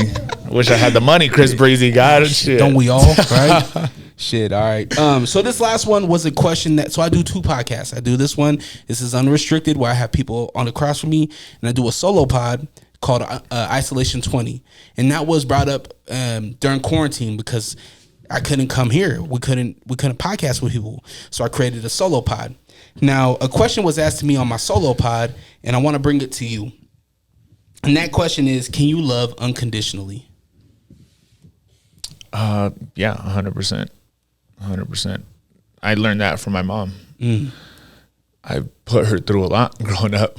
Like, I know I have this connection with my mom, and she and I have a complicated relationship to this day. We bicker and go at it, of course, but from 13 to about like 18, 19 until I started training, like I was in and out of the house. I was running around, getting into a lot of trouble, and I feel like you can love unconditionally because my mom, that's why I tell her to this day, even when she had breast cancer and everything, I'll never leave you because in those hard times, you never left me. Most people would have given up on, you know, even as parents of my friends, like got into even more wild shit than I did. It's like they did their best, you know, but as a kid you could do, you know, like it's like what Camp brought up too, is like his mom too would love him unconditionally, even if worst comes to worst, we were to like kill somebody or whatever, you know, like that would never happen. But I'm just saying, you know, I feel like you can for sure love unconditionally. I appreciate that, bro. That's an honest answer. If my kids turn into Dahmer, I don't know. Yeah. Nah, you say that now, but you'd go visit them try to get onto the Netflix special and talk about your so you know, I didn't know it was going to turn out that way, but first question for my son is, what did it taste like? Yeah. You go visit him in jail. You bring the mics. We're over here on the Unrestricted podcast. We go interview my serial killer son real quick. I hope that never happens. Oh my gosh, it's a lot, man. But I think that the things and the people that you can love unconditionally, keep that energy. Keep 100%. That energy, because there's a reason why you said that, right? So keep that energy. Marcos, man, I really appreciate you coming through. Marco Sanchez, middleweight, right? Yep. Dropping a welterweight. Going to welterweight. Yeah, that's where I should have been a while ago, honestly. How much weight is that? What's middleweight? 160? 185. 185. And I have the height for 185. I know I can still compete. I've won fights at 185 pounds, but before this fight, I was walking around like 95, 94. I was finally getting to the point where I was doing my strength conditioning. I was on point with everything. My weight was naturally dropping. Most guys that I used to walk like 205, 206. Most guys at 185 pounds are dropping from 215, 220, solid muscle. Wow. So now it's one or two things. I either work really hard to get big, or I feel like just naturally with how I was working, my body's already just gradually dropping weight. So I really feel in these next 5-6 months, I'm going to really focus on, that's what I kept talking about, is like, now this is the adjustments I need to make to perform at that level. At that level, all the little things matter. What you're eating, what you're reading, what you're drinking, what strength conditioning you're doing a week. Now it's the little intangible things. I have the skills to be there, but now it's like, and being tough and having that chip on my shoulder got me there, but being a true professional is what's going to keep me there. I love it, bro. I want to see more you. I just want to see this growth, bro. I want to see this growth. You're a businessman. You're an athlete. You're a coach. You know what I mean? You're a spouse. Just try to do Almost. You guys My are together? girlfriend, my girlfriend. But spouse, we're getting there. You popped the question? Yeah, I'm going to soon. You gonna say yes? I just asked her, even for her birthday, I just threw that in there randomly. Like, oh yeah, can you just tell me your size? I forget sometimes. Like, oh, throw your ring size in there too while you're at it. So we're working towards that. I know I'm gonna, knock on wood, I'm gonna spend the rest of my life with her. So I'm pretty fucking happy in my life, man. I'm blessed in abundance in every single way. Do you guys spar? Don't even start, bro. She's she's not like, you've seen, like, I've been in a game around a long time. I've trained with a bunch of other girls, female fighters, great. But there's a different, in boxing, like MMA is still coming up. So you'll see girls that are a lot more athletic and built with like boxing. She's like a legit athlete. If you see her with like a tank top and shirt, she's like, you know what I mean? Yeah. So she hits like a fucking truck is what I'm saying. So there's times when we spar, because we don't spar playful, we're both high level athletes. So of course we got, I'm not fucking blasting full power, but there's a few times we kind of get into it during sparring where it's like, hey man, like, you better fucking pull back, on both ends. Both of us is like, hey, I don't want to deal with this shit today, yo. Like, but we're both so competitive and like, dude, she's competed at the highest level. How many amateur fights did you have? 57. Holy 57 shit. amateur fights, multiple time national champion. Like, Are those ranked, padded fights? No, ranked number 1 or number 2, number 3 in the nation for years. She's fought at the highest level in her weight class, and she has her fight. Can you remember the date again? March 23rd, right? March Get ready 23rd. for that in New Mexico. She's only fought. That's one thing I respect about her, and even. Not calling out any names, but I fought the toughest fucking competition. Even when I first moved to Utah, they gave me the first biggest, baddest dude at the time. Like, as a pro, whether wins or losses, you look at the guys that I fought and their track record and they've done. Same thing with her. We haven't had fucking gimme fights, bro. There's a lot of people that, of course, you want to choose the right fight sometimes as a coach and stuff, but like, I'm there to fucking challenge myself. And I really feel if I'm the best in the world, I'm going to go with the best that I can possibly go with. Do you feel like kind of sticking with the relationship? We'll wrap this thing up, but I'm instantly thinking like, with your relationship, do you think it takes a fighter to be with a fighter? Because there has to be a lot of understanding, right? Dude, we've both like had other relationships before, and it's been difficult for sure. It takes and consumes so much of your life if you want to do it at a high level. That's why I even just said when it's like, what are you doing for the fun during the summer? Like, I train, bro. Like, want to know when I'm happy? I train. Want to know when I'm sad? I train. Want to know what I do for a hobby? I train. And she's the exact same way. We're just chasing greatness. And of course, we have times where we need to put that aside and hang out with her daughter and my mom and just like have a family time too. Yeah. So we got to kind of like balance it. But it's such a benefit and a help that like I fell in love with her regardless. Yeah. But it's a plus that we're both like high level athletes. Are you guys celebrate before a fight? When you're in training, is that a thing? I always hear about this. About what? Not having sex before a fight. Nah, I don't believe in that shit, Damn, dog. you quick. Hell no. She's like, hell nah. Let's go. Hell yeah. Nah, I don't give a fuck about that, bro. I don't care. Bro, I can't be... Same thing like I said about making excuses about my fight or anything. That's why I'm making excuses, whether I took it on 10 days notice or I had a fucking 3 months to get ready for it. Yeah. Like, I can't go out on the street. You and I fight on the street. You whoop my ass. I'm like, I didn't fucking win because I just busted a nut trying to hooking up with my girl. So yeah, that's why I lost. It's like that would have been funny though. If you want to go viral, if fighters out there, here's a little tidbit. If you want to go viral, if they're interviewing you at the end, be like, yo, what happened? I was fucking my girl. Yeah. She threw me off. I knew I shouldn't have brought her to Mexico City with me. God damn it, dude. Yeah. Just blame your spouse. That's it. I knew I shouldn't have let her have a tequila at that bar. God damn it. Marco, man, I really appreciate you coming on, man. What's the socials? Where can we follow you and all that good stuff? On Instagram at Marco Sniper Sanchez. And Facebook, I'm not really sure, but I don't really do Twitter or anything, so just mainly Insta. And my Insta's linked with my Facebook, so you can find me on there. There you go. And find me at Rise Boxing. Come through off the Jeremy Ranch exit. We'd love to have everybody come through.